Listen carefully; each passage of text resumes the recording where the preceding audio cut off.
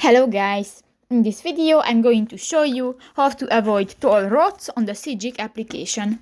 But first of all, I just want to mention, please don't forget to subscribe to our channel, because at 100,000 subscribers we are going to show you our YouTube revenue statistics and growth strategy, how to make money online. So let's jump into it. First of all, open the application on your device. Click to the three lines at the upper right corner of the screen, and here go to the settings option, the second button. In the general section, click to the first option, the route planning and navigation, and in the route options section you can find the second button, the avoid toll roads, under the avoid highways.